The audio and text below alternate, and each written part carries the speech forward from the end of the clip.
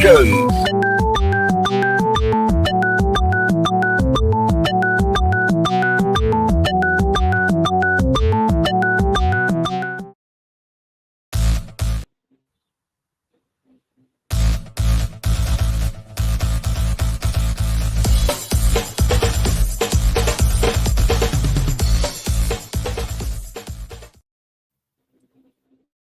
Welcome to Clever Title Pending, a proud member of the Rising Tide Broadcast Network.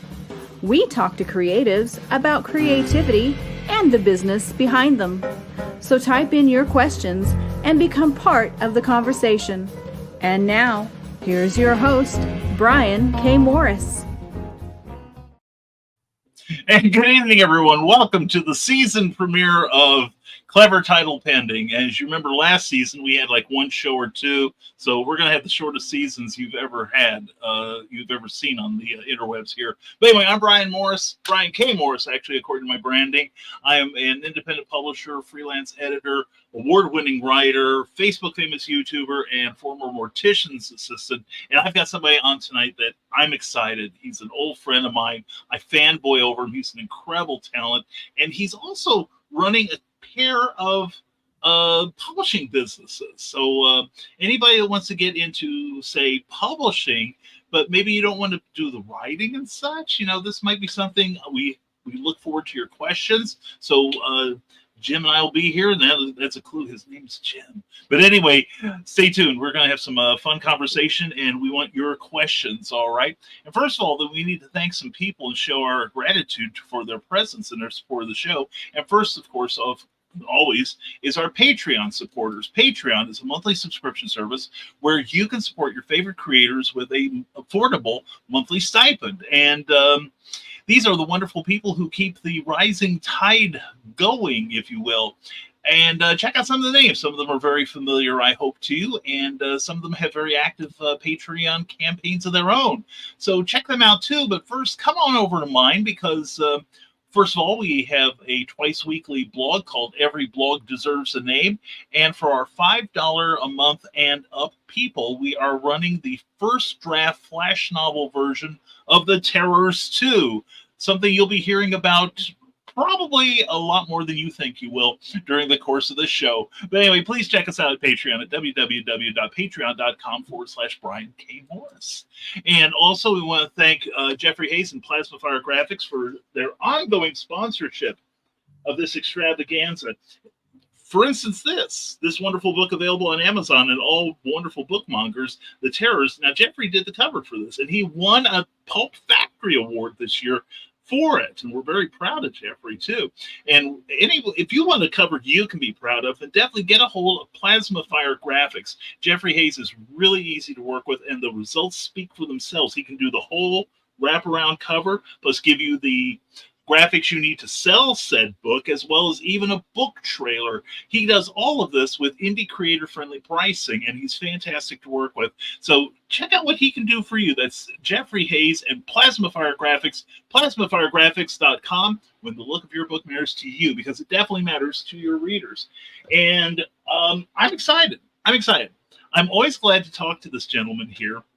He's a fantastic talent. He's one of my favorite writers. I would say that even if his check hadn't cleared. And he's just, an incredible talent. And, when he starts talking, I start taking notes because he's that awesome. And he is the co-publisher of Flinch Books, as well as the publisher of Becky Books. Here he is, my friend and yours, Jim Beer. Jim, welcome to the show. How you doing tonight? Hey, Brian, thanks. You're not the first person to tell me that I have a wonderful pair. Oh, I'm glad that I'm not the only one that noticed. So, thank goodness I paid enough for these glasses. And I want you to kind of, control your excitement. We'll get through this together. It's gonna be tough, my man. It's gonna be tough.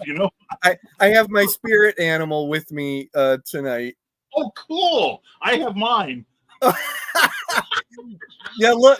Yeah, I can see the resemblance here and there. Yeah, Carl Witzman. If you want to take a screen capture, this is the moment, man. Yeah, right. I don't know where the dog. I don't know where the dog is. This is Sherman. Sherman and Peabody. I remember. long ago, somebody told me that he and I were separated at birth. Well, that's better than some of the characters I've been compared to, like Homer Simpson. So, yeah. Personally, I can't get past that photo of you as Mixius Pitalik. Well, go ahead. It both amuses me and horrifies me. As well, it should. And you with the power of a fifth dimensional imp is just, like. Well, let's test it. Saram K. Nerb. I'm still here, so. And here's the little thing: the wig that I wore for those pictures, the wig was hand sewn by Cookie, who told me with the kind of solemnity of a Bruce Wayne over the candlelight that she's never doing that again. But that was originally my wig for Uncle Marvel. I was going to say, I remember you as Uncle Marvel too. Now that I can take, much more, because he was a big phony anyways, right? He didn't really have the power of Shazam. No, and coincidentally, neither did I. Although I did test it once when I was much younger, when I was in high school. You experimented with Shazam. Yes, I did. And it was a rainy night, of course, and I'm on the back porch and nobody can see me. And so, of course, I do the arms wide thing with the fists and everything, and I yell out with all the fervor of my command, Shazam! Just then there was this peal of lightning and thunder. And I don't know about anything else, but I had the speed of Mercury at that point. My ass was off that porch and in the house. And absolutely no wisdom of Solomon, right? Oh, I knew better than to do that again. So anything. Brian, listen, I am excited to be here. You know how much I love being part of the return of this show, and it's incredibly short seasons. That's true. It's really easy. See, we're doing it to make these season DVDs affordable. Hey, I haven't seen any residuals for those yet, so what a coincidence! Come on now. I know. Okay, yeah, this is my reward to be on the show, right? Exactly. Yeah, second price is 2 appearances. So, well, it is. It's quite an honor to be here, and I appreciate it. And you know how much I love talking with you.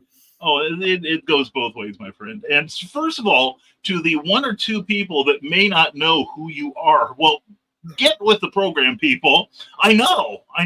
So anyway, they're long stints in prison, so solitary confinement. I mean, I get it. But anyway, I'm going to give you the whole.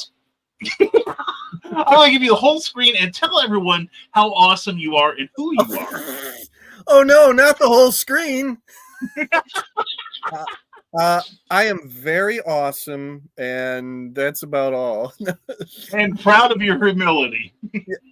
Like Brian said, I'm a publisher, but I'm also an editor and a writer. Not necessarily in that order. It just really depends on what day of the week it is. But you know what? I consider myself a pulp writer. I always have, and I always will be. I really love many different genres, but writing them in a pulp style.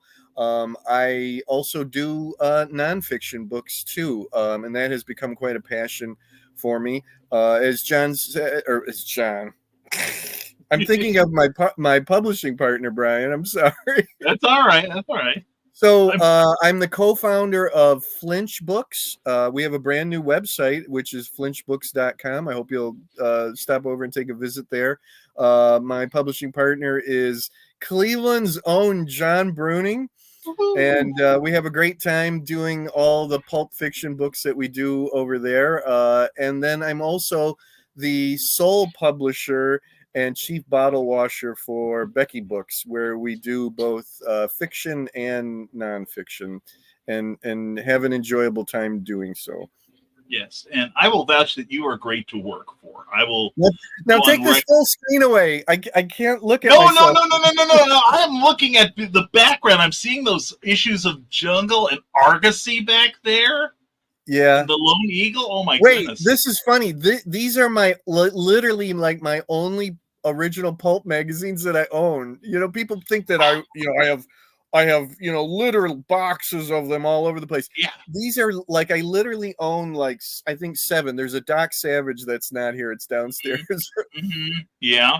What I get do that. is when I do Pulp Fest, I usually pick up like one pulp magazine when I'm at Pulp Fest that more or less sort of has something to do with something going on that weekend. But yeah, you don't have many more than I do. I will say that. The really important book is right over here, and that's the only issue ever of Choo Choo Charlie.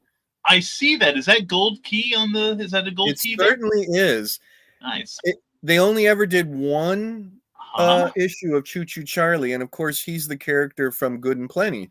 Right. Yeah. Yeah, the spokesperson for Good and Plenty. And awesome. I had one when I was a kid and I loved it. It went away. I have no idea to this day where it ever went to. And a few years back, I said, I need to have a copy of that. Went looking for it. And for some screwball reason, the prices on them are ridiculous. But I finally broke down one year and bought myself a copy of Choo Choo Charlie #1. Oh, that's wonderful. It was everything that I remembered. That's fantastic. I've been finding like weird comics myself. I found Bunny from Harvey Comics, which was kind of a Millie the Model knockoff. Oh, okay, sure, yeah, or even like Archie's, an Archie knockoff away. Yeah, there was a lot of. Marvel did one called Chili. Yes, that was like that too. Bunny, yeah, right. so funny that you are a fan of Bunny. Yeah, I actually, a friend of mine actually got me the first issue of that, and I found out recently, I'd forgotten this, there is a spin-off of Bunny called Fruit Man.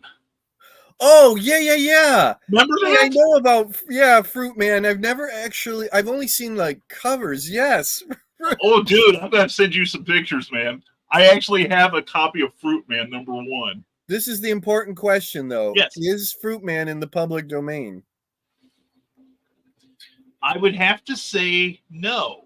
I would have to research it because it came out in kind of that gray area. Yeah. That some properties were grandfathered over into like the new set of copyright rules from '77. But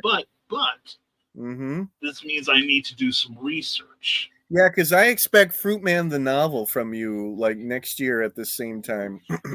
It's going to be the sequel to this. So yeah, we're going for high relevancy here. So I know. Okay, so what did you want to talk about? Why am I here? I'm done, man. I'm done. Screw this. No. Okay. All right. Well, thanks a lot. It's been great seeing you. Keep up the good work. Yeah, but no. I happened to grab some stuff on the way over here, which is more due to my lack of organization. Boy, does that look good. Doesn't it though? I mean, this sort of thing excites me. And by the way, I saw this and it gave me an idea for the next Terrors novel. Are you verklempt now? I know. Right, that's the nicest thing anybody in a fez has ever said to me.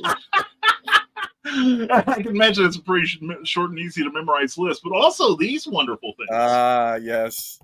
And dear to my heart. Yes. Seriously, this is a wonderful series of books, and for those of you who don't know, and of course, ask for them by name. Yeah, you have to memorize all those names and. Oh, good luck with that. I consider Zlonk Zok Zowie one of the greatest titles that I've ever come up with for a book.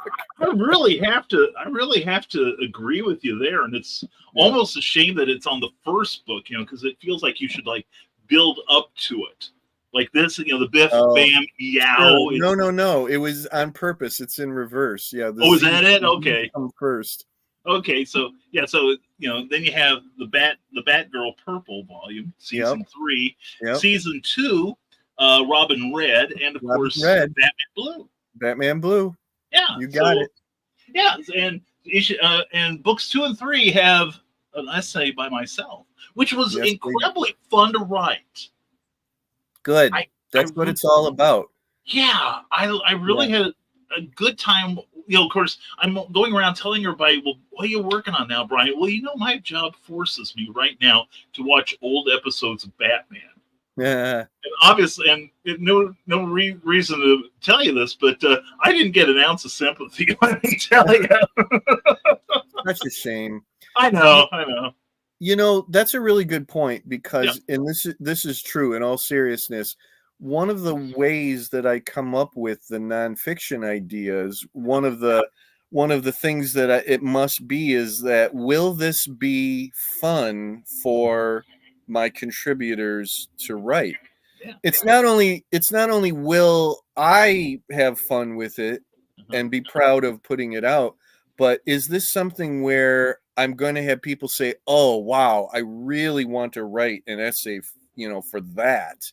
Mm-hmm. And if I get a lot of people really excited about it, then I know that I have a winner, on my hands. And that's the thing with those Batman books, is that everybody in those books is a fan of the show, and they were just so excited to write about it, and write about it kind of in different ways than it's been approached before, which again is the whole point of the whole thing. Yeah. And the research was so much fun because I learned so much, in mine at least, and from reading some of the others, about the actors, about the background stuff, and re-watching the episodes where, like, I had to watch the Louis the Lilac several times because I noticed something towards about 5 minutes before the end of the second episode that is all throughout it's a one-part episode, and throughout the whole thing they had two henchmen. Then all of a sudden the big climactic fight occurs. Suddenly they've got three henchmen, and before it's over they have like five. Yeah, that happened more than once. You got the people that you had to pay, they have a line of dialogue here and there, but you can't have just two people go up against Batman and Robin. You have to have a whole goon squad, So suddenly there would be these guys who would run out from the wings, and run in, and then suddenly there was seven guys, it's like, where were these other five guys all along? Yeah, that's a really fun part of Batman, where you just sort of have to like turn off your brain and just go with it, Those books are very significant because really that's sort of the real beginning of Becky Books. That's where it really kind of gelled and came together for those books. And I know there were some challenges getting them out. I think it's fair to say. That's an understatement. Yeah. Yeah. So, but a couple questions for the people who don't know. Sure. What is the significance of Becky Books? Because I think it's a great story. Thank you. The story of Becky Books, you'll have to forgive me, it really does start with Flinch Books. It's important to touch upon that, and that's not just for advertising purposes. Flinch Books was a concept and an idea. Thank you. Before Becky Books came along, Flinch Books was my first idea and my first shot at trying to be a self-publisher. I had been published by a few other, publishers, and I learned some stuff. And from that, I said, I really want to try to do this myself, and tried to put together a fiction anthology, and realized at some point that I cannot do this alone. I am too right-brained. I need some nuts and bolts type of person to come in and help me with this. I couldn't get it to the finish line. I realized what my limitations were, and I said, I can't do this. So I started to think about who could I partner with. And I had met this guy at Pulp Fest, and his name was John Bruening. And I knew he was in Ohio. He's from Cleveland. And he had the same initials as me, JB. So that was good, too. And I knew he was around the same age as me. And he seemed like a very level-headed, guy who I knew would have the integrity that I needed to really make the books, good for that matter. And I love it because I said, oh, I'm going to take a chance and I'm going to ask him if he'd be interested. And, I mean, it's like me coming out of nowhere and just saying, like, do you want to publish books with me? Yeah. And God love him. He with little to no hesitation said, yeah. Mhm. He said, I'm in the middle of, writing a novel myself. And, a pulp novel, and you think that I could land it. And I said, yes, part of you coming in to Flinch Books with me is that whatever you write will have a home here. Mhm. So we literally got that first book out. A lot of the work had been done on it, and it's called Something Strange is Going On, and it's a tribute to a comic book cartoonist and writer named Fletcher Hanks, who only worked for 3 years in like the 1940s and died frozen on a park bench in New York City in the 1970s. But that's a whole other story. But so we had Flinch Books in place. I had already done or maybe it was right around that time. See, the timeline's a little weird. That was 2015, if I remember correctly, when we put out Something Strange is Going On. And my God, that's coming up on 10 years that we've done Flinch Books. We're on 13 books right now. I wanted to do a kid's book. And an interesting thing happened, Brian, and this will hopefully answer your question. Okay. I realized that there were things that I wanted to do that weren't Flinch Books material. Flinch Books is the story of two people working together to make books. We have very similar likes. We both believe in the pulp style of writing and keeping that alive. We have a lot of themes and topics and tones that that we share, and that works out great. But there were things in my mind that I knew that I wanted to do, that not that I would be afraid to offer up to John when we do pitch sessions or things like that, but just that I knew were not Flinch material. That's really the only way that I can put it. So I put out a kid's book, which is called The Secret Action Figure Room. It's something I've always wanted to do. And I had ideas to do other things. Long story short, I started working on a book about the Batman TV series, which eventually became Zlonk Zok Zowie. Number one, I never saw Flinch Books as being a venue for nonfiction. I never saw myself as doing nonfiction. Right. Although I had written for websites, I had written for newspapers, I'd written nonfiction before, I never really thought of putting that together, as books. Mm-hmm. So I came up with the idea as I drove to Dragon Con one year, which was like a 6, 7, 8 hour drive for me. And I came up with the concept of doing Zlonk Zok Zowie about the Batman TV show. And I did start assembling it. In 2019, in July of 2019, my wife, Becky, passed away. And everything ground to a halt. Oh, yeah.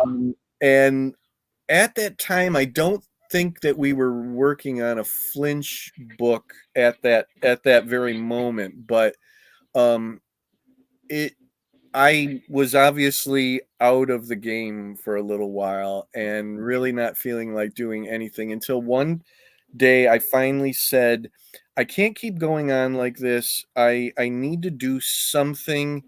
And if it was therapeutic, then I wanted to do that. And I said, it's not fair to all the writers in that first Batman book that I'm kind of sitting on all of this work. I mean, it needed to be edited and it needed a cover and everything.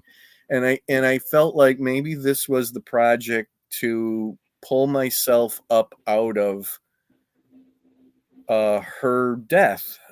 So things started to come together, and I started working on that book again, and it really was the catalyst. It was what I needed at that time. And one day I said, you know what? I'm going to brand it as something that, you know, will represent her or will be like a tribute to her. And I love alliteration. I'm a student of the Stan Lee School of Alliteration, you know. And I said Becky Books. I mean, it's just perfect. So it's named after her, and then everything seemed to fall into place there. So Flinch Books is the story of two different people. It really is. Becky Books is the story of two people. Unfortunately, one of them is not actually here, but her spirit is in it. She's My here. She's here. Yeah, absolutely.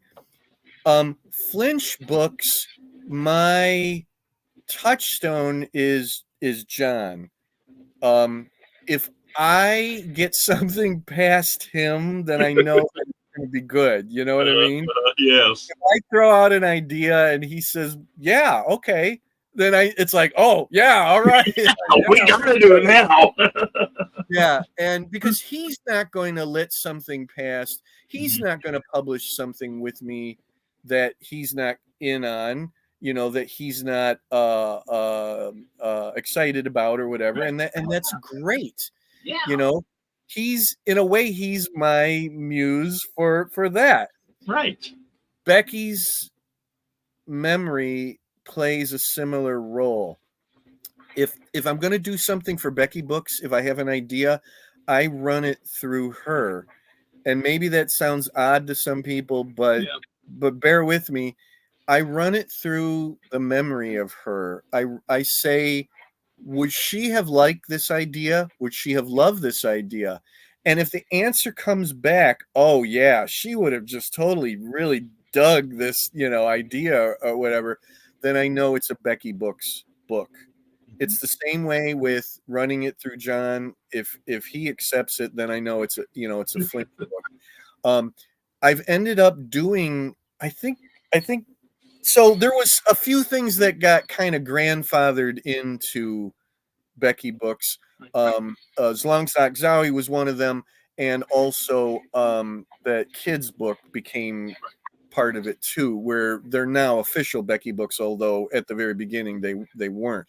But um, as of this day, we have 13 Flinch publications, and if my count is right, I think there's 18 different Becky Books publications at this time. The majority of which are actually nonfiction. So in some ways, Becky Books we're not a nonfiction publisher, but it's definitely a home, you know, for that. And I love it because the unofficial slogan of Becky Books is cool books she would have loved. Oh my God, I love that. I guess the unofficial Flinch motto is cool books that John loves.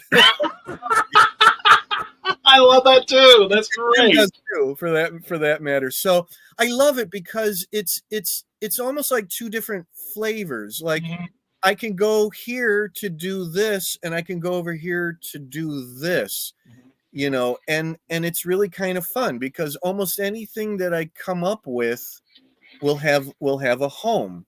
Right. You know, I'm not really going to ever come up with something that Becky would have hated or not been that. Right. Oh no. There's some, you know, she wasn't like, I have a book about like memories of playing role-playing games. She wasn't like a big role-playing game thing, but I ran it through the Becky filter and it came out okay. Yeah, that's right. And now I see a sign you can put on your table, Uh-huh. you know, and it's one of those, you have a switch back there and it has, you know, the Flinch Books logo and then your slogan about John. And then you flip that switch, and then suddenly this little wheel moves on both areas, and suddenly the Becky Books logo comes up, and then Becky name comes up on the bottom, and there's got to be a bell, like ding, and just you just move that switch, just move the two back and forth. Well, with Becky, it would be wind chimes. Okay, there we go. Wind chimes will work. You know, it can be like a bell for John and wind chimes for Becky. I think I love that, but I'm going to let you pass that one across John. I don't think I'm going to do it. When you see him at Pulp Fest, you tell him that idea. I don't think I'm going to. Okay, hey, John, Jim loves this idea, so he wants you to build this thing. Right, right. Now, I think John's used to hearing my bad ideas, so. Oh, okay. But yeah, he's gonna have to become the poster child for Flinch Books, because I have a face for podcasts and radio. Oh, you both pretty men. Well, I appreciate that. And then of course, really, and I've said it before, the really big deal is that with both companies, I get to work with the greatest collaborators ever. And I'm not just blowing smoke up your fez. Brian, you're a great example of what I'm talking about. You are one of those guys that I can have almost any kind of project and you're like perfect for it. You're one of these Renaissance guys that can write fiction and nonfiction with equal value and integrity and talent. And I love it. I have this sort of stable of go-to people, and you are part of that, and I love it. So we're coming up on 10 years of Flinch Books. We're about roughly 4 or 5 years of Becky Books now, and that's one of the things that I look forward to the most is collaboration. To me, that's what it's all about. Even when it's a book that it's like I wrote the whole thing, it's a novel of mine or something like that, it's still a collaboration because I have found people like artists and formatters and people like that I can go to do the things that I can't do. And that was the key to becoming a self-publisher. And that's why I tell people anybody can do it. I don't ever want to hear somebody say to me, oh, I don't have the technical expertise. I don't have the money. I don't have this and I don't have that. Well, okay, it says rated M for mature. So what I have to say to that is bullshit. Yes, you can. Yes. Because I am the example of that. I'm one of the lowest of low tech guys. I'm lucky I can use Word on my laptop, but when I can't do something, I go to somebody else. I can't do the cover illustrations. I can do the art design, which I do at Becky Books, and John and I share those duties at Flinch. I can't make a PDF for the interior formatting for a print book, but I know people that can. I can make a Word document for the Kindle version, right. and I've learned a lot about that. I've actually forced myself to learn some things. Yeah. And you know what? There are very reasonably priced, very talented people out there that will work with you. And Jeff Hayes is one of them. You mentioned it, and you can, if you can set aside maybe even a few $100, you will have that finished product that you will hold in your hands, and maybe you will make a few bucks off of it. Maybe you even break even at some point on it, and maybe you'll go even past that a little bit, and you'll put that money into the next book that you do. You can do it, and I think that I'm hoping that you're agreeing with me on that because you do it 100%. It's like I go through these same conversations. Look at you, and you can do this. If I can do it, I liken myself to the infinite number of monkeys typing out on the typewriters. If I can produce this stuff, it shouldn't be a challenge to anyone who can string together a coherent thought. Yeah. And I tell people, if you tell yourself that you can't do it, you're absolutely right. You can't. But if you tell yourself you can do it, you're absolutely right. You can learn how to do it. I didn't know how to format a book when I started. And I tell people about this secret site. I do this at shows where I just kind of look around. Okay, get your pens and papers out, everyone. Okay, I'm going to give you the spelling of the name. Don't tell anybody about this place. It'll answer all your questions. Google. I know. Boom, right? blown. Yeah. I know. I did that Yeah. one time at a show, and I started talking about the secret sign. This one lady grabbed her paper, and she's like listening to everyone. She's like, "Gee, oh, gee." You know, it gave me the dirtiest look I've ever gotten from anyone this side of the jail cell. You know, it's like, so I have to be careful when I play that joke on people. But you know, the thing is, everything you need to know is out there on the internet, or it's all out there. So I can call you. I can call Bobby Nash. I can call Charles F. Millhouse. We've got this wonderful, beautiful New Pope network. Yeah. If the usual gang of idiots can do it, anybody can do it. If the gang of idiots that we belong to can do it. But it's true. It's 2024. The technology exists, and sometimes it's about as dumbed down as possible. Yeah. If I can go to Kindle Direct Publishing, KDP, and read a couple of little things and then go into it and go, okay, it needs to have this uploaded. And I push that button and I upload it and it goes, yeah, it uploaded. And I go, and then, it has a previewer. So I go page by page and I go, okay, yeah, that looks good. Push the button, I mean, you know what? It's still nerve-wracking to some point because I want it to be right, and I am obsessive compulsive, and I might even be a tiny little bit on the spectrum, but the end result is worth it. John and I talk about that famous saying that no one seems to know who to attribute it to, which is, I hate writing, but I love having written.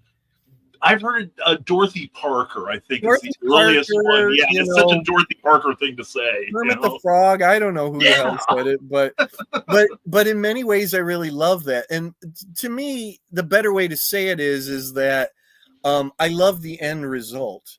And that's what draws me to that finish line, because sometimes it is like, pulling teeth and pulling out my fingernails and all of that stuff and pulling out what's left of my hair and all that, it can be done. And it can be done without the loss of life. No smoke, no flame, no problem. Yeah. And you know what? If it really is necessary, bring somebody else in, like I did with John, to share the terror and the fear and this blood, sweat, and tears. But surround yourself with good people. It's not just a Pollyanna thing. Surround yourself with good people. Try to stay positive. Have the end game in sight, and go for it. Because when you open up that box from Amazon and you take out your book, and I don't care how many times I've done that, it never gets old, and you'll go, oh, it was all worth it. Even the reorders for me, especially reorders. Yeah, still. That means they found homes. The first batch got homes, and so I'm ordering more. And I open up that box, and it's just like I'm opening it for the first time. It's like, here is something that I have either worked on or I have pushed the project forward. I've been a part of this. This is a part of me. Yes. And I get the privilege of selling this to people, getting nice words, getting to hang around, terrific people like you and John and, the whole group of us in the New Pulp thing. And I tell people that's my main goal. I'd like to make $1 million. I'd like to be able to get Cookie home. Really? What, like, how hard was I hitting the head with a shovel that I don't want this, But to me, it is the idea especially after coming into this, knowing who you were, knowing who Ron Fortier is, all these people that I've seen in print, held their work in my hand, then all of a sudden I'm hanging around with them. Yeah. Like we did last time you and I were at the Windy City Pulp and Paper. Windy City, yeah. Yeah. It's like these are people, they're my friends. Yeah. Before I was a fan of theirs, but now we're all friends, we're peers, and I always want to be able to say I am worthy to be at the table. I don't want to be that guy that say, "Yeah, I published something 20 years ago. That was it." You know what I say? You know what I say is, don't be that guy or gal who says, "I have 12 projects I've started, and I haven't actually finished one." But one of the two people say, what advice can you give? And number one, I'm not so sure that I'm even at a point where I should be giving advice, but Yeah, I've kind of narrowed it down to two things. yeah. And the one thing is stop leaving these little orphans all over the place. Yes. Finish a story, finish the novel, finish whatever the hell it is, Yep. put the end on it. And I know, I'm the 1 millionth person to say this, but Yeah. don't worry about what it is when you write the end. That's just get to that point and go back and then make it pretty. Yeah. But you're never going to even reach that point if you don't finish these damn things. And I get it. I've worked on stuff where I suddenly start thinking about the next project and then I get kind of bored with the first one. And I have to stop and say, nope, set that one aside. It'll still be there. That idea, whatever, write it down. I got a million ideas written down. Finish this one right here. Yes. And I'll go back to what I said, that the end game is what gets me through. I'll go, Jim, won't that be really cool when this book is done? And those people who really like comic books from the Silver Age will buy this book and read it. Won't that be really kind of cool that you can go, yeah, that's my book, and you know what? And if that's ego, then I'll accept that. And that gets me through. But it's not just ego, it's satisfaction. Yeah. Satisfaction in a job done. I don't know how well done it is, but as well done as you can make it. The other one is, and this is the harsh one, so everybody sit down, because I have a feeling it might hit some people, and that's this. Yes. Don't let your mother read your book or your story. It's funny you should say that. Because news alert. Yeah, thank you. Thanks, Michaela, we can be friends. That's exactly what I'm talking about. Yeah. Folks, it's the surest form. It's the surest way to hit the path to not be successful. Yeah. Your mother is a lovely, lovely person, and she raised you right, and you love her and all of that. She is not the person who should be reading your book. She's not the person that should be telling you about it, because here's what she's going to say. Like Michaela just said, she's going to say, "Oh my God, honey, I love it. It's this brilliant. This is wonderful. It's like a real book." Yeah. She's not going to tell you that it's utter crap. She's not going to tell you what you need, and neither is your father, your brother, your sister, your boyfriend, your girlfriend, your spouse, unless you really have a really good best friend in a spouse like I had. You need somebody to give you tough love, if anything. You need somebody that's going to give you a good, honest opinion. And if the honest opinion is, yeah, this is really great, I really drew me through, and I love this concept and all of that, okay, sure. But again, mom's not going to tell you that. And I see it over and over and over again. This is the problem with the professional singing world at this time. All the shows on TV with these singers. They're up there and they sound horrible. And it's because somebody very close to them told them that they were fantastic and they were good and they need to be up on a stage. They need to be on a recording or whatever. And then you know what? It's like the writers who get told that. Then they go out into the real world and make fools of themselves.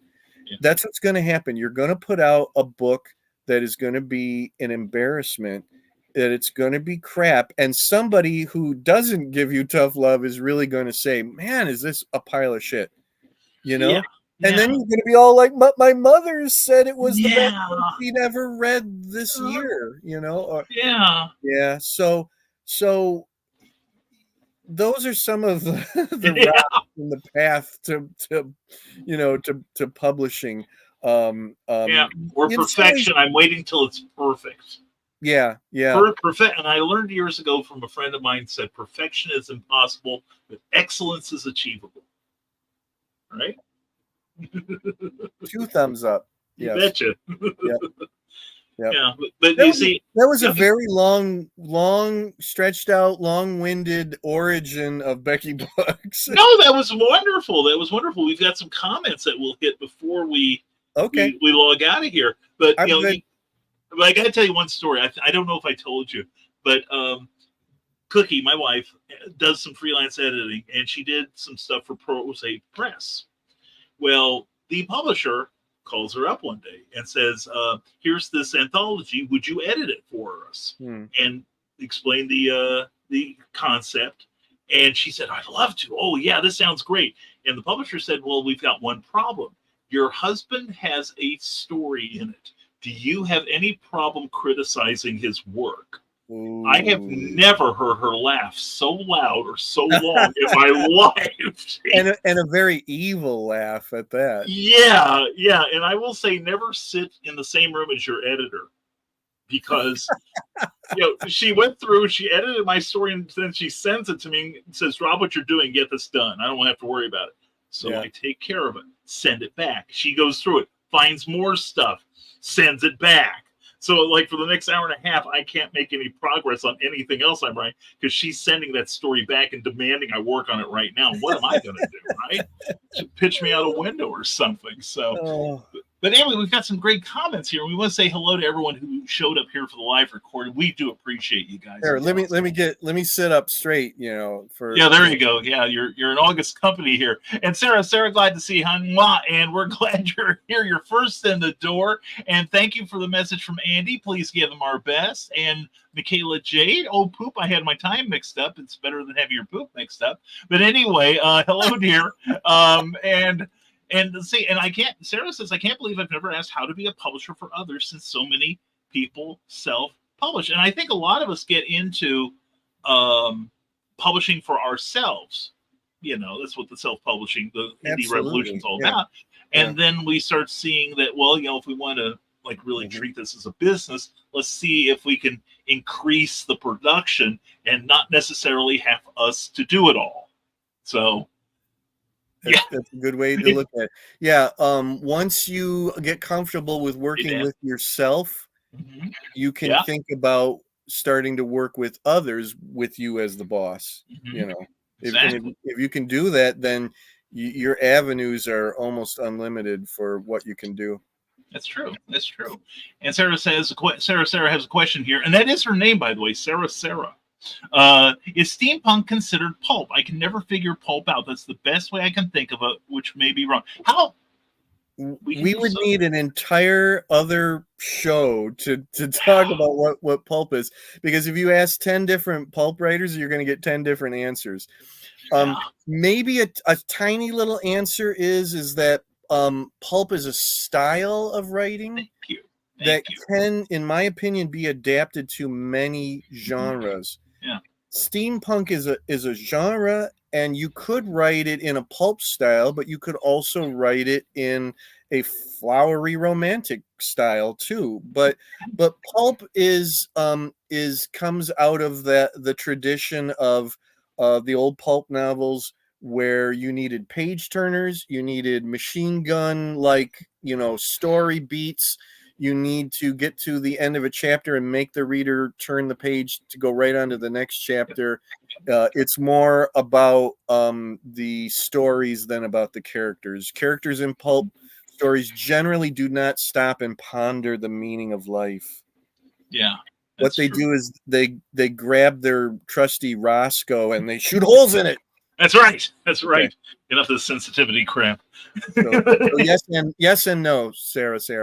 Yeah, yeah, and also if you study the pulps of, say, the 20s through the 50s, you Yeah. had all kinds of varieties and pretty much the same stuff you have now. You have action adventure, you have racing, you have aerial stuff, you have Yeah. sports, you have horror, Romance. romance, yeah, Yeah, romance. there You have were romance. erotica even. Yeah, westerns. Uh-huh. There was almost every single theme and genre represented in pulp novels back in the day. Exactly. Let's see. I've got a couple more comments here. Let's see. Let's see. And Sarah says, okay, we got that. And Michaela says, it makes total sense. I would never want one of the readers who enjoy my Rogue Stone series to be blindsided by a book that isn't like that. And that's part of the branding of a line of books. So either a different publisher or pen name makes sense. And Sarah loves the background to Becky Books. I'm glad you did.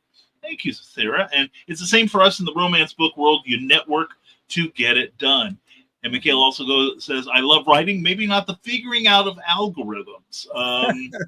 I don't like either. Yeah. Jim just likes showing up on programs like this.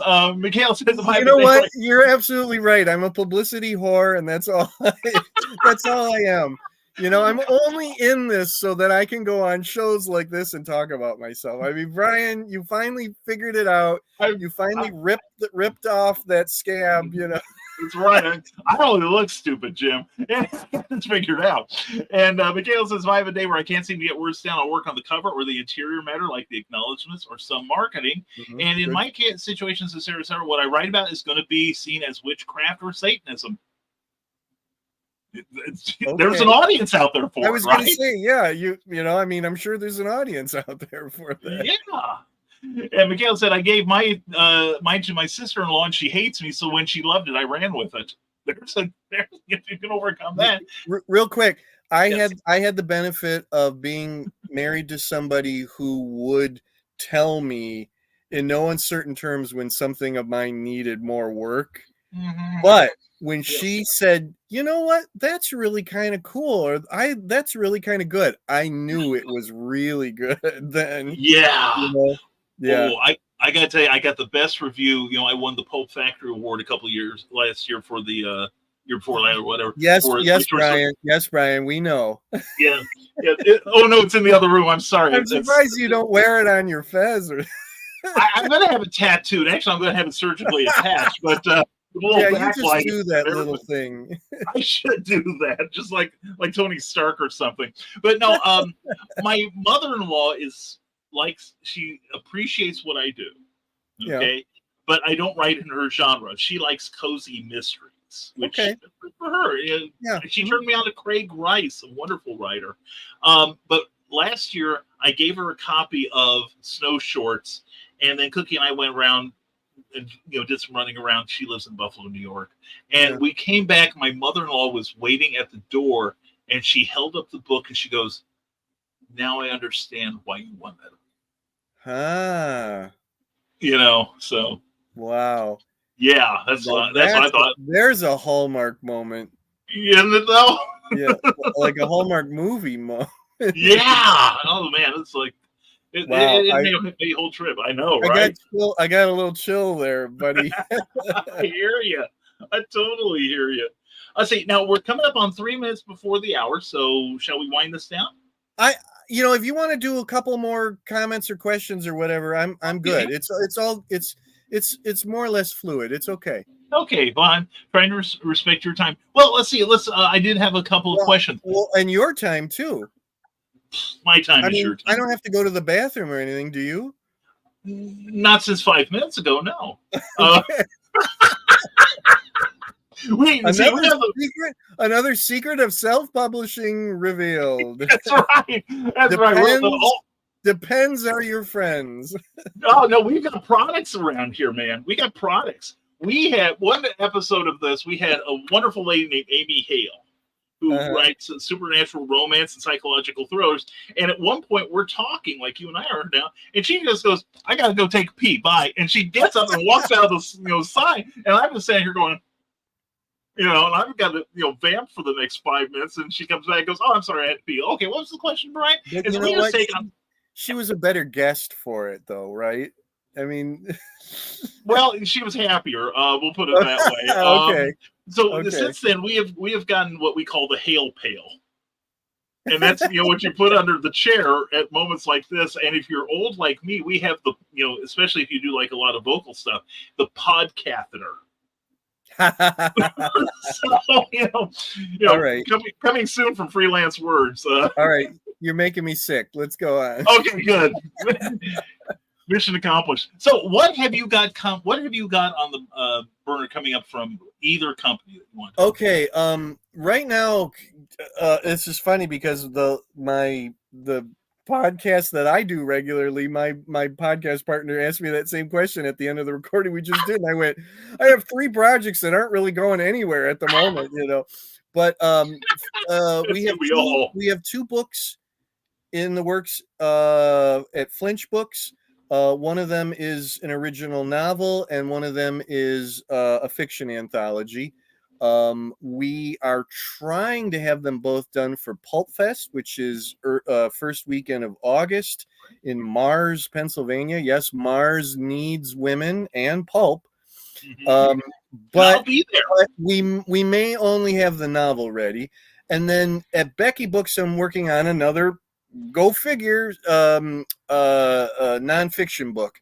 And that's moving very slow also. It's because both of them all 3 of them have these moving parts, Right. And like, I think it was Michaela said, like, if something kind of stalls on one, you kind of look at another part. Right. Kind of work with, and that's kind of what I've been doing. Today I touched upon like all of it. I did a little bit, and I felt some satisfaction, like I got some things done. I don't know how much closer we are to publishing, but so that's what's going on right now. I'm hoping the Becky Books nonfiction book will be done for a summer release, and then, like I said, we're trying to aim at Pulp Fest for the Flinch Books ones. If you go to flinchbooks.com, you will see announcements and updates there. We have a Facebook page for Flinch Books where, again, we'll do announcements. And then Becky Books has a Facebook page, which is the Jim Beard and Becky Books page.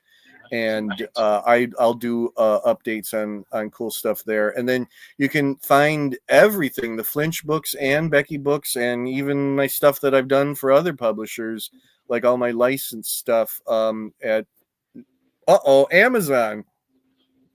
Kelly's surprise. What? Thank God I was sitting down. Yeah.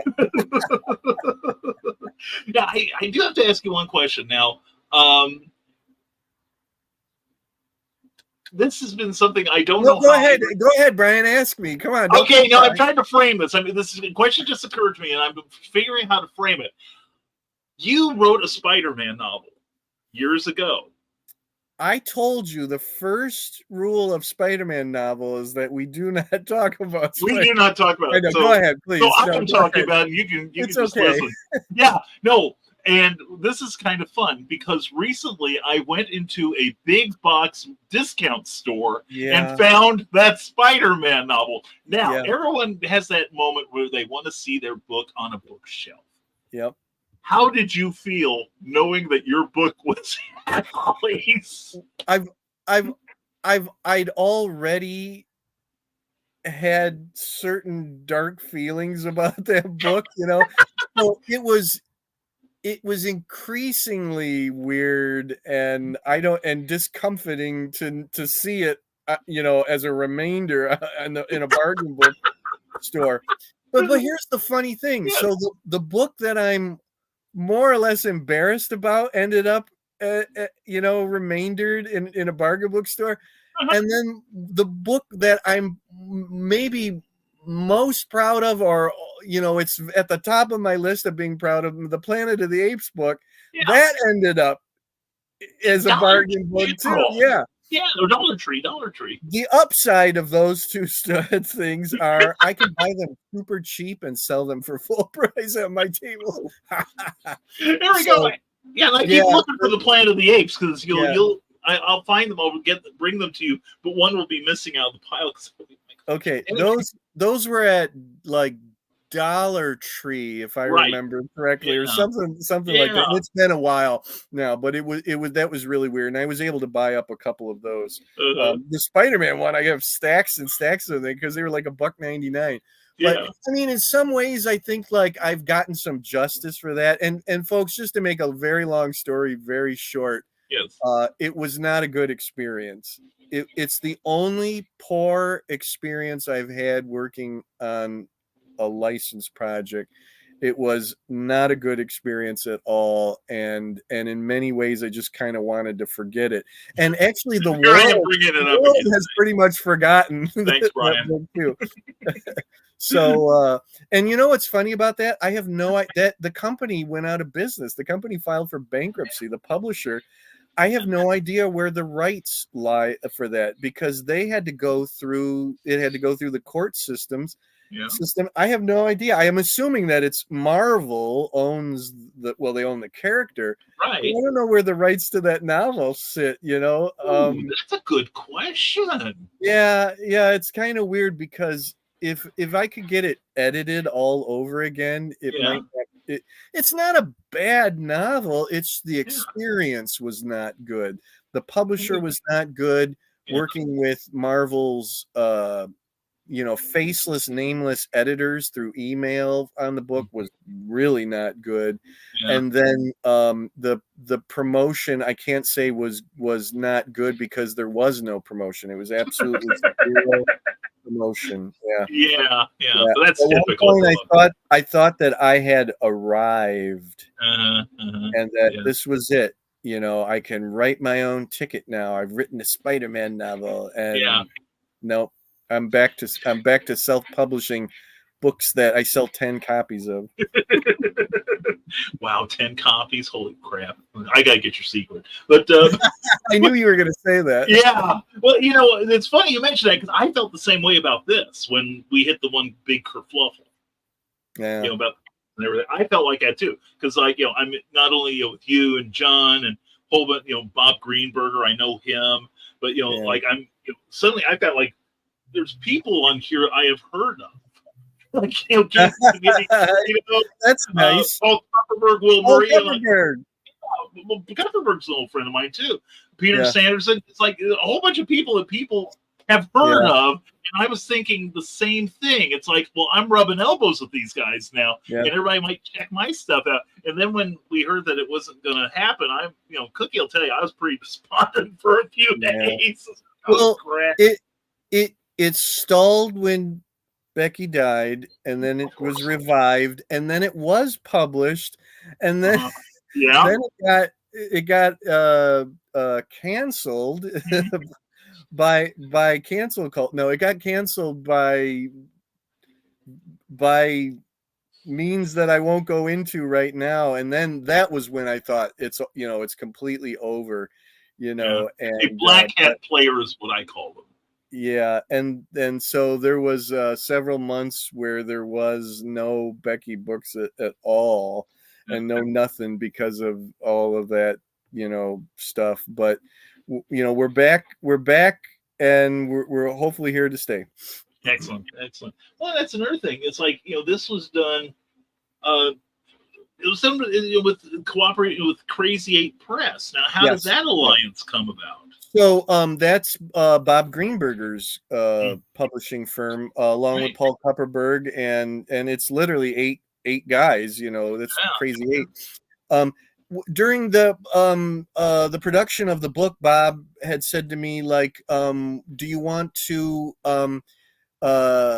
talk to us about not publishing it, but basically by getting the branding.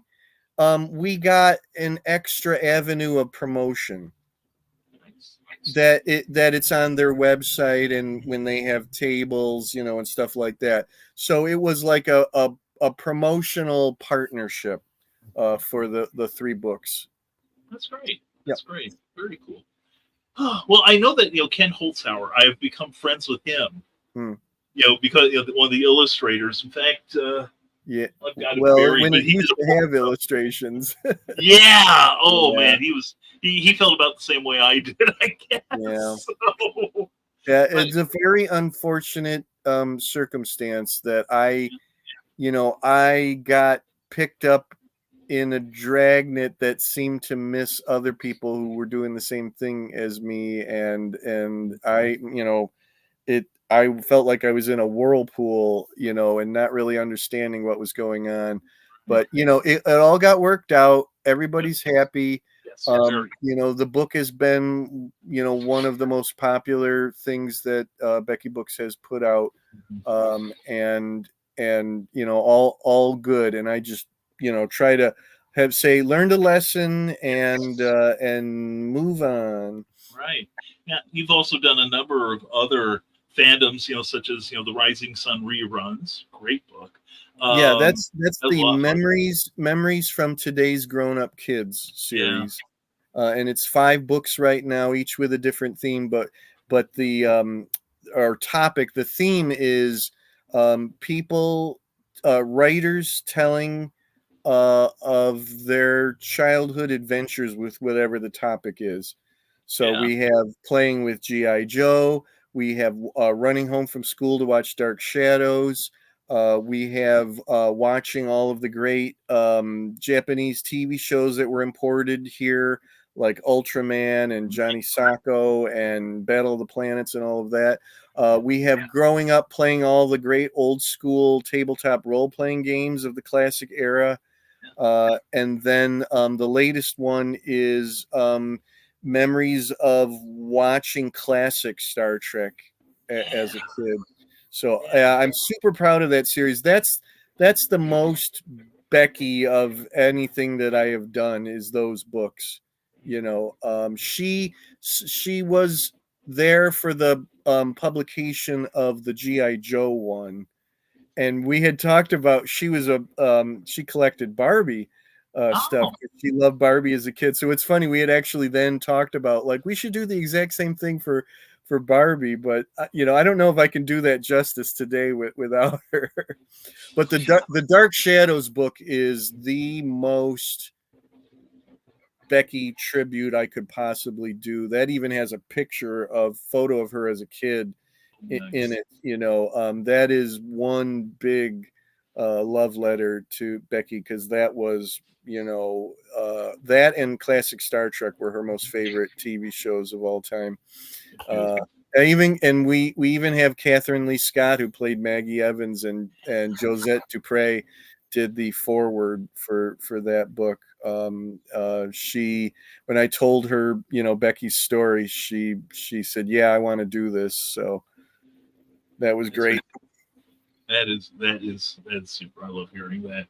Let's see, and now you also have, I don't want to call it a G.I. Joe pastiche, but you have a series. That's pretty much what you can call it, that, Brian. Okay, I didn't want to get any of the Hasbro. Yeah, no. That's the 3 book. It's actually 4 books. It's a trilogy plus a little side book. Right. Called DC Jones and Adventure Command International, and they're basically like international thrillers set in the 1970s about a group of adventurers that go around and rescue people, investigate things, sometimes fight crime. But they're explorers and adventurers and cartographers and scientists. One's an astronaut, and it all stems from my love of the G.I. Joe Adventure Team toys from when I was a kid. It actually in the first book, the novella that's part of the first book actually began life as a real G.I. Joe Adventure Team novella, when there used to be this thing called Kindle Worlds. Kindle Worlds, I still miss that. That was my big break. Which allowed people to write within certain licenses and with permission, and have them published on Amazon in ebook form. And when that went defunct, that novella of mine sat for a while until I got sick of it sitting around, and so I started to change things and make it my own IP. And last year I completed that trilogy of the whole overarching story, and I love that series, but it's funny. It's the books that I love maybe the most, but Yeah. nobody knows about. And they are the hardest sell ever. Really? I know. And I think part of it is I made a little mistake, which is I went heavy on trying to hit the nostalgia of certain people for Adventure Team. And that turned out to be a kind of a limited scope. And those people are not really interested in reading, Yeah. or if it's not official GI Joe, they didn't really want it. So I've taken a step back from that and just tried to promote them as, do you like, pulpy thrillers about a group of guys that go around the world and do all these fun, cool things, and they have real fun, cool equipment, and they go up sometimes against like ferocious animals, or they go up against a hurricane, or and things like that. Then these books are for you, and they're set in the 70s, so they're kind of steeped in that thing, where there are no cell phones, and a fax machine is like science fiction. Like the group has a fax machine and they have to explain what it is to somebody, it's facsimiles, like that. So you know what, if you're a fan of Doc Savage, some of the inspiration comes from that, because each one of Doc Savage's assistants all had a specialty, right? Yeah, and that's what this is like. There's a head guy, DC Jones, and then all the other guys, all one's a pilot, one is an astronaut, one is an archaeologist, the tech guy, the mechanical marvel, and one is a weapons expert, and I have a lot of fun with them. I love the characters. They all have a distinct voice, and I've actually held back on doing more of them because it's I'm not in this, like you said, to make $1 million or to have a bestseller or anything like that at all. But I'd like to, say like, oh yeah, it took a while, but I sold 100 copies of something, But that DC Jones has been really kind of like hitting my head against a wall. Oh, and I get that. I've God love the people that I have gotten feedback from, but I've gotten so little feedback. It's like sometimes I feel like I'm writing those for roughly 5 people, and that I know those 5 people. God love them. Yes. I'm so glad that they're fans, but sometimes I think that the ego needs a little more than that. I don't know yet, but hopefully someday they can reach a wider audience, and then and that there'd be a demand for more. Right now I'm just not seeing that, and it's a shame because they just have these covers that are so fun. They have illustrations that look like the instruction sheets from toys. It has I gotta catch up on them, is what it is. It has a roll call at the beginning where I picked a 70s actor to kind of represent each one of the characters, So, yeah. You can sell me a set at the PulpCon, okay? Okay. Please. For the love of God, please let. Okay. So you'll have 6 people then.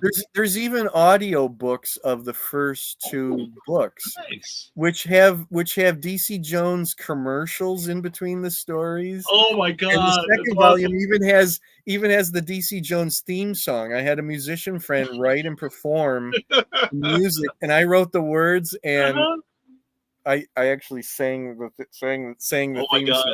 Oh my God! I gotta get this thing out. Yeah. Oh my God! Yeah. But do you have you got to do a third one, and the last 5, like the last 2 minutes of it is like, what have we learned from today's adventure, kids?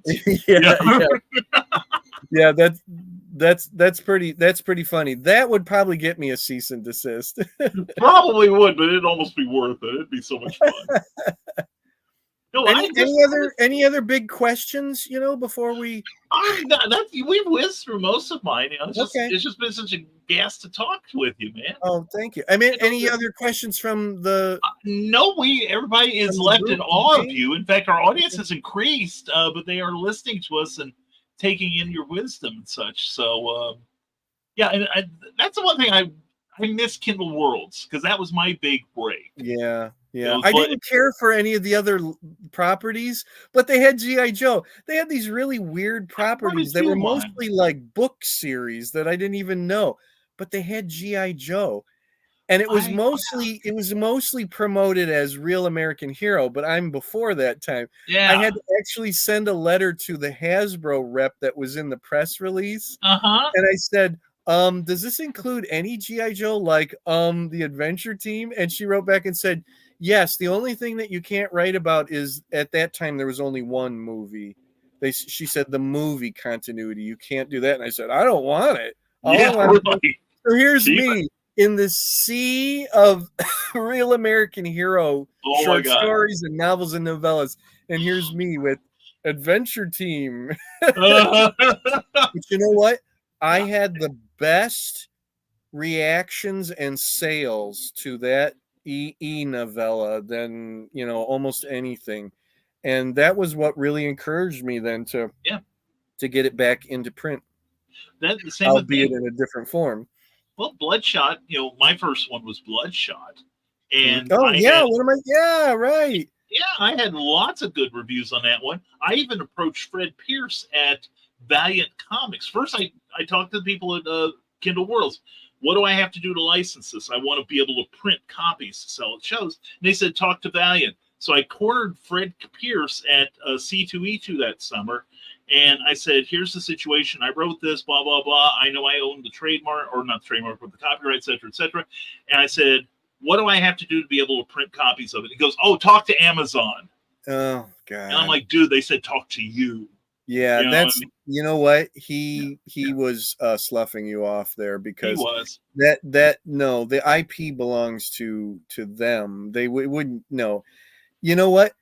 We went to a couple of the other G.I. Joe writers, and I went to Hasbro reps, and we said, can we somehow get permission? But this was before I made it DC Jones, right? And they were really into it, and they were like, yeah, but here's the thing. They said, Hasbro is not a publisher. You'd have to find a publisher to do it. And that was not at a point where, number one, I don't think I could have suggested that I could have done it. They were thinking, they wanted it, to be, and we couldn't, that just didn't happen. And and then, so like I said, a couple of years went by and it all just sat around. And so right now it's interesting because some of those other guys are seeing what I did with DC Jones and starting to think like, what could I do to make this mine? We were specifically told by Kindle Worlds is shutting down, but all of you writers still own your stories. Mm-hmm. They said you don't own the IP, the characters, and that, but you still own your stories. And that was when we started to say like, oh, well, maybe if we change the names, and certain things that maybe, it would be okay. Yeah, I admit I was watching the DC Jones progress, and I'm thinking, Bloodspot, the coldest warrior. So how about Blood Booger? There we go. Yeah. No. There's some places even I will not go. Okay. That may not be one of them, but anyway. Oh, real quick, I saw. Where was it? Michaela said, "Oh, about the book being at Dollar Tree. How does that happen?" So, what happened with the Spider-Man novel is that when that company went bankrupt, all of the stock, the printed stock that already existed, that would have been liquidated to pay off that company's debts. Right. And what happens is those lots of books are then put up for sale, and companies like Dollar Tree come along and buy, the stock of them. And that was interestingly enough, I don't know why that happened with the Planet of the Apes book, because that's Titan, and Titan is very much still a company, and the book is still valid and living and going, okay on Amazon. So they must have felt that at some point that they printed too many of them and they whittled down their stock. Or they But needed the room in the Spider-Man warehouse book, or something. yeah, the Spider-Man book definitely went out because the company went bankrupt. They were a Canadian company of all things. They had one of the biggest licenses in the world, and they had like 3 employees at the company, and they had no idea what to do with. They had, the Marvel license. They did, I don't know, maybe not even a dozen books. Bob Greenberger wrote a Captain America I novel remember for them. seeing that. Yeah.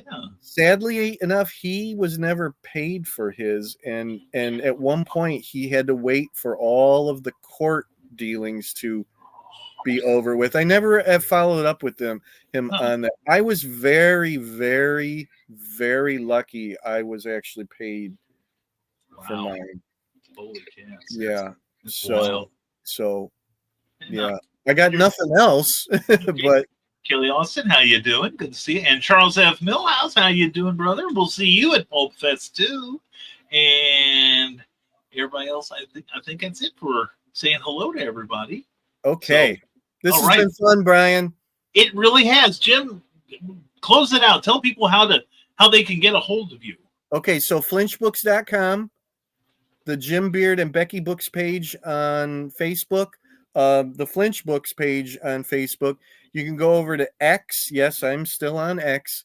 And I'm at writer Jim Beard there. And the flinchbooks.com actually has a contact us form that you can, contact me that way. So check out my books on Amazon, and please leave reviews. Yes, I know how Brian feels about that. We could do an entire show just about leaving reviews. We probably should, actually. Yeah, that would be really interesting. An entire, episode of a podcast just about leaving reviews and what they mean, literally, and what they mean to someone like me, someone like you. Exactly. Self-publishers, writers, editors. It can't be stated strongly enough. Yeah, seriously. But maybe we can get a couple other guys on here, and that would be have a whole forum about it. That'd be great. That'd be so fun. We will be. Well, maybe fun is a strong word. Well, it might be, but I have had fun tonight. Okay, I have had a blast. So have I.